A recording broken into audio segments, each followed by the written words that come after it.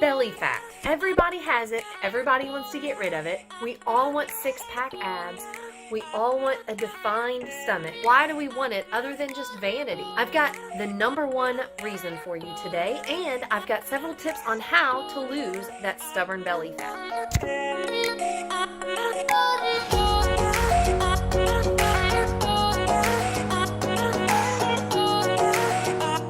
Hi, I'm Sarah Marie with Sarah Marie Fitness, and today I'm going to talk with you about visceral fat and subcutaneous fat. We're going to talk about why subcutaneous fat is okay to have, whereas visceral fat is not, how to tell the difference between the two, and how to get rid of that stubborn visceral fat. First of all, what are they? They're different fat stores that your body uses.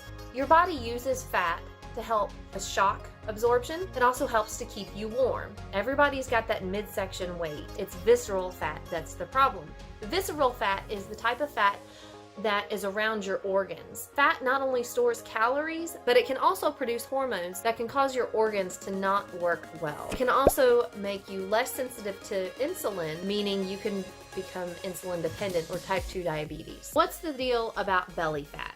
Well, visceral fat is usually found around your midsection. And you can tell the difference between visceral and subcutaneous fat by pinching it and by pushing on it. You see, visceral fat being around your organs is a little bit thicker and deeper inside of your body. It's very difficult to tell the difference between the two types of fat with 100% assurance without going through expensive scans. The way you can tell if it's visceral fat or subcutaneous fat is a couple of things. #1, if it's pinchable or a little bit more pokeable. Subcutaneous fat is pinchable, so it is more of what your body needs, and you don't want a ton of it because then you'll be too fluffy. Fat around your midsection that's hanging over top, that muffin top, can be more of a problem than just what meets the eye. It can cause chronic illness, like I said, with type 2 diabetes. Visceral fat can also increase your LDL cholesterol, your bad cholesterol. This gives you a why with your weight loss. You so desperately want those flat abs. Well, this gives you a reason, a health reason, to really delve into your diet and to change things. I really hope that you use this to find your why, not just because you want to look good in a swimsuit, because you want to improve your overall health. This is why fitness is so important. The best thing to do to see if you're within a healthy range is to measure yourself. You want to measure your waist. Take your tape measure and wrap it around your waist, and you want to do it 3 separate times, and each time going to the top of your hip, which is about the bottom of your belly button. If you were to take the tape measure and put the top of the tape measure towards the bottom of your belly button, that's about your hip bone. Try to relax and take 3 different measurements.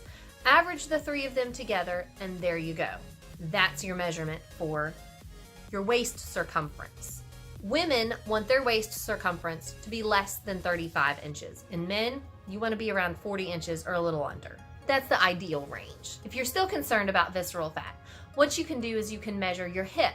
What you do with measuring your hips is, again, you're going to take 3 measurements, but this time you're going to go a little bit lower. Find the fattest part of your butt and measure yourself around there.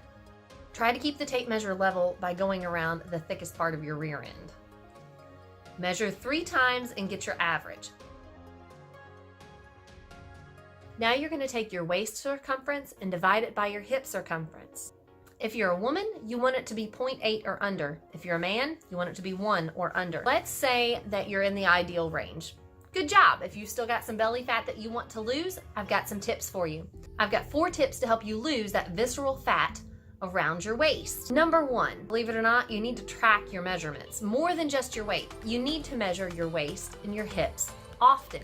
Once a week is a good place to start, and measure those when you weigh yourself. Set aside a few minutes once a week to measure yourself and to weigh yourself, and keep track of those measurements. If you have MyFitnessPal, you can use that app, and I'm sure that there's other apps that you can use, but I like to use MyFitnessPal. #2 would be sweating for 30 to 60 minutes a day. You really want to try HIIT cardio. So what's the difference between HIIT cardio and extended length cardio? Your body uses sugars in your muscles when you work out for short bursts of time because it's a great source of energy that your body can use quickly and replenish quickly. Fat, on the other hand, is not a very good source of energy for this kind of a thing. Now, fat is great for long distance running, for extended length cardio for more than 60 minutes. If you keep your workouts between 30 and 60 minutes, then you're more likely to burn all of those sugars, and then your body will be less likely to want to store fat because it's like, what do I need that fat for? The third thing you can do is to eat a balanced diet. And I'm not talking about just eating more vegetables. I'm talking about a legit